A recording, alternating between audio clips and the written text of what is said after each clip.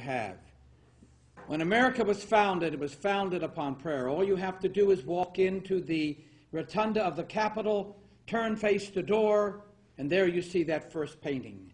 Of all of those early pilgrims on the Stillwell boat that later started to leak, so they had to come back with it, they're on their knees, and the great artist draws the largest object in the painting is the Bible as they are praying and seeking God's will. That is the essence of America, all the way up to the time of George Washington. And finally, when the Congress moved from Philadelphia down to Washington, D.C., to what was the early origins of this great building and institution we are in, they had a tradition, and it was not to adjourn when they ended their work of that week, but to recess. And what did they recess to? They recessed to Sunday morning prayer and praise. That's history. To deny history is to try and think you can empty the ocean with a teacup. We must be doing something right for this organization that Jordan so vividly described has as its motive and what have you. Washington said it all when he left office.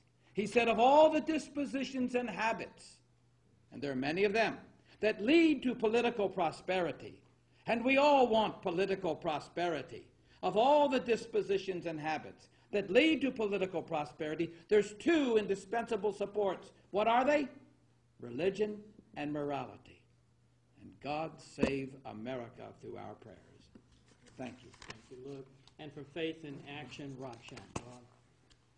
Thank you. I wonder if someone would be so kind to bring that poster on the table up here, the words of Abraham Lincoln. Our national motto, Rob Shank, by the way, S-C-H-E-N-C-K, Faith and Action.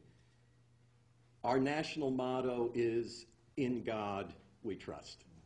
The President of the United States swears his oath of office, so help me God. The Congress begins every session with a prayer to God. The Supreme Court of the United States announces with every sitting, God save the United States and this honorable court. But perhaps the most eloquent words ever spoken on a national day of prayer are these words of Abraham Lincoln during the most intense crisis our nation has ever faced. And whereas it is the duty of nations as well as of men to own their dependence upon the overruling power of God, to confess their sins and transgressions in humble sorrow, yet with assured hope that that genuine repentance will lead to mercy and pardon, and to recognize the sublime truth announced in the Holy Scriptures and proven by all history, that those nations only are blessed whose God is the Lord. This document is from the Library of Congress, by the way. Thank you. Thank you all for your patience. If anyone has any questions, we're happy to try to respond to them now. I know you've been here a long time. Do you have any questions that anyone has? Yes, ma'am. Hi, Annette Banks, Religion and News Service. In the judge's decision, she went on for a couple of pages listing what she considered examples of people feeling excluded Right. by National Day of Prayer. I wonder if you have any response to that. Yeah. That's what people have said. Yeah. First of all, I think if you take, if we ever go down the road of the First Amendment that says anytime anybody feels excluded in the United States, they aren't going to be able to speak, we're not going to, any of us are going to be able to speak at all. And I think it was important that our founding fathers believed very strongly that in the marketplace of ideas, truth would win out. They realized that you were going to have some people that didn't like what was being said in that marketplace of ideas, but they felt over time truth would work its way up if you had a marketplace. It's important to realize that people of faith aren't saying that you can't come in and you can't express whatever feelings you want in that marketplace. If you don't believe God exists, have at it. Go at it and participate in the marketplace. What we're talking about is not whether or not faith and religion should dominate the marketplace, whether they could control the marketplace. We're talking about whether they should have a seat at the table in the marketplace. And it was important that our founders, the Constitution, were so wise that, again, when they looked at the First Amendment, they didn't view it as a throttle to say we're going to exclude and put no trespassing signs up. What they viewed it as something that would open that door so that you could have more thoughts, more ideas in.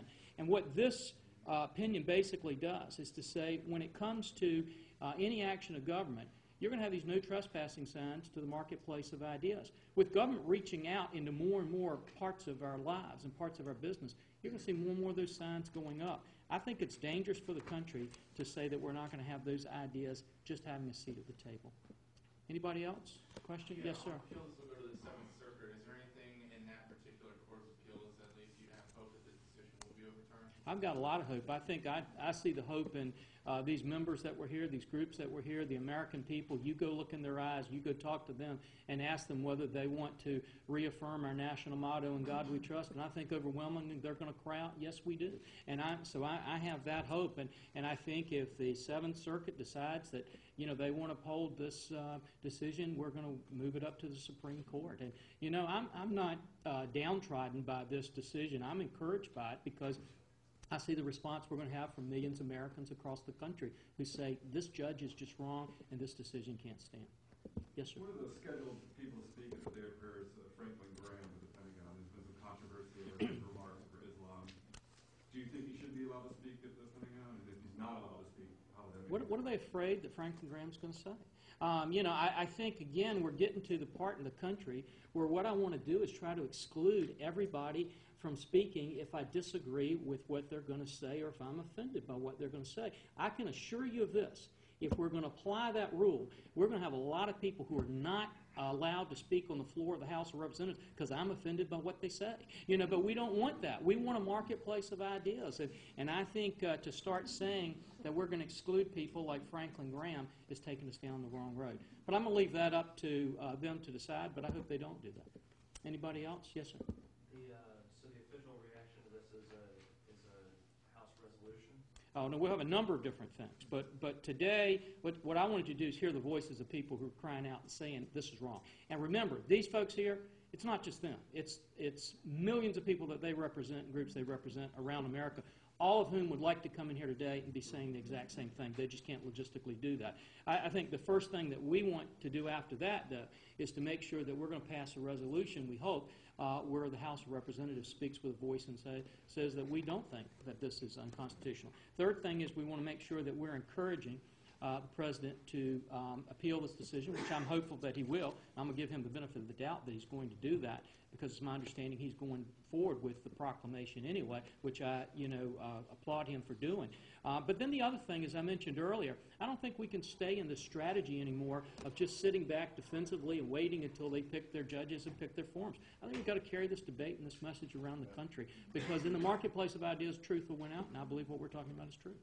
This continues down a legal route, and let's say, just for argument's sake, that you don't win in the Court of Appeals and you don't win in the Supreme Court, what then? Well, first of all, I think that would be a tragedy for the United States.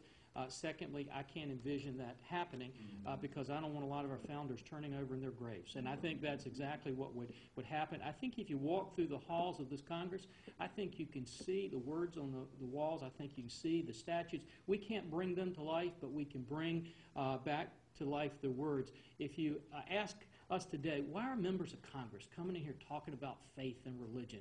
We're not in the faith and religion business, but we're in the freedom and liberty business. And if we could bring in here one of the greatest architects of freedom that America's ever known, it'd be John Adams. And you know what he would do? He'd walk through those doors, he'd walk right up to this microphone, and here's what he'd say. He'd say, all these people over there, let's give them the benefit of their due, and let's say they're not politicians, let's say they're statesmen. He would say, statesmen can plan and speculate about liberty, but it's only faith and religion and morality that can birth the principles to secure it. That's what this is about. And when we begin to put those no trespassing signs up, we are strangling the very principles that people like Adams would cry out and say, that's what you need to establish freedom in America. That's why this is such an important issue to so many of these members. It's about freedom. It's about liberty. Is there a constitutional amendment coming? Oh, we'll cross each of these bridges as we get to them. But I'm optimistic that when you get a group of judges who really read this decision, they're going to say, what in the world is this judge doing, and how did they rule the way that they ruled? I can't comprehend them affirming this decision. So we're going to cross each of those meadows as we get to them. So anybody else? If not, guys, thank you so much for being with us today.